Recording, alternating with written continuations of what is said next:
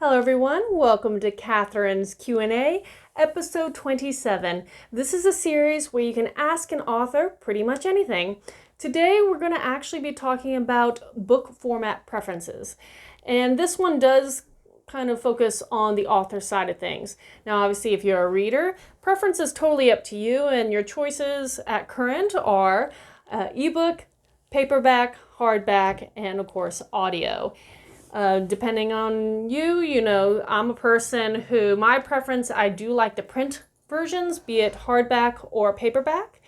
But many people right now are moving toward either audio or ebook, just depending on if they like to be listen to someone read aloud or take the time to snuggle up in your bed with your favorite e-reader.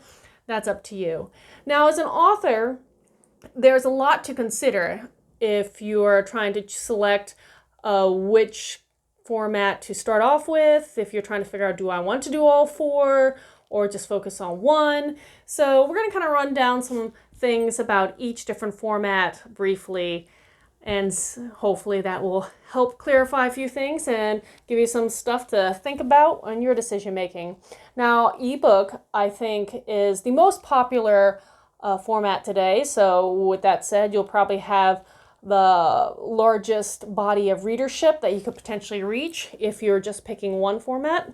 Ebook is a great way to start out. It's fairly simple in the sense that, well, maybe for simple is not the right term for it, but once you figure out the formatting, it's really neat because you can embed live links, which can send readers to your website, to your social media, whatever you want. That's kind of a really cool function about ebooks. You don't have to pay printing fees because they're not all printed. There is a slight charge for data that you get that's deducted from your sale, but all in all, it's a great way to earn a high margin of each sale you make. Now, I can only speak from my knowledge, and I am a person who works with Amazon through my book sales and publishing. With that said, if you are interested in ebooks through Amazon, they give you a couple options. Now, you get the first one is if you want to go wide. So let's say you want to also sell to people who aren't exclusive. You don't want to be exclusive to Amazon. You want to reach people in Barnes & Noble, you know, the Nook, the Kobo. Well, that's great. They give you that opportunity. But the thing is, you have to understand is then any sale you make off Amazon, you only get 30% of that sale. And with ebooks, you have to kind of to be competitive with other ebooks, especially indies. With indies, it's the more pop you can get, the higher price you can charge for your works. But if you're starting off, you're kind of stuck within a very tight range. And the average that I found that works for me personally is $2.99. And I know this is your baby, and I know you've worked months, weeks, years, years and years on getting to the point where you publish your work. So selling a book for $2.99 is kind of almost depressing, but it's a numbers game. You do have the higher reach, the farthest reach. You have the largest numbers, the largest pool of readers if you offer ebooks. And if you choose the exclusive through Amazon option, they do give you 70%. Again, it's a perk for their business plan. 70% of every sale you get. On top of that, sorry, I'm going to scratch my nose. On top of that, there is also the option for KDP Select, and KDP Select is a program where if you enter, they allow you X amount, I think it's up to 5 days quarterly throughout the year. So 4 times a year, you can have those 5 days where you can discount your book and even put it for free, which can help sales. If you do promotions to go along with it, you can potentially get a lot of new readers that route. Again, that's a marketing strategy. We're not here to go deep into that. The flip side of KDP is you do have to keep within a certain range of your price point. So I think the range is $2.99 to $9.99. But again, if you're starting out as a new indie author, trying to charge an ebook at the price of $9.99, you're going to get far less sales. You are trying to work to be competitive, so start low and you can incrementally move up your price when you're starting to feel confident that you're building that network of followers and readership and being able to market to a large pool of people. Okay, so that's kind of going through the ebook side of thing. Again, I highly recommend it. I do say it should be, if you had to pick one format, pick ebook. It kind of breaks my heart because I like the physical copy. I'm a print person myself, but just strategically and the way we are, that's probably your best bet to start off with. Now, going into print, one of the features that most of these indie publishing houses and platforms allow are paperbacks, and I encourage that one as well. It's a slightly different formatting you need to do, at least on Amazon, to come up with your print book, but it's not terribly hard to format from one to the other. And you will need a different style cover. So if you're working with a cover designer, you should decide if you are doing both to let them know so they can do an ebook version, which is just the front, and of course the print cover, which is the front, the spine, and the back. But outside that, there's not a lot of difference in the prep work for print. When it comes to sales, you can sell your book more. The average that seems to work for me currently is $14.99. It's a little rule of thumb, that's a little trick where when you're just under an even number, it looks like you're getting a deal. And if you go, especially when you're going in brackets of like fives, that also looks more appealing to people. So instead of $15, it's $14.99. But anyhow, getting away from the point that I'm trying to make. But you can sell, put a higher price point and potentially make more money per sale. Now, with that said, you will be deducted printing costs, and especially if you're trying to order authors' books, you'll also be deducted shipping costs, which is based on weight, handling, etc. So you're losing some money that way. If you're selling directly through Amazon, you just have to calibrate how much they're going to take on their end and then figure out your cut, and that varies again depending on the book. The larger the book, the more pages you write, the more Amazon will take from you because that's more pages they print, so it's costing them more, so they're going to charge you and deduct more from your sale. So think of it that way. The larger the book, the more deductions going to happen just because it takes more paper to make. Going quickly back to ebooks to consider this, I think I forgot to mention this when I was talking about KDP. One thing about KDP Select is you don't make money per sale of your book. You get paid per page read, and the cost, though it varies a little bit, it fluxes.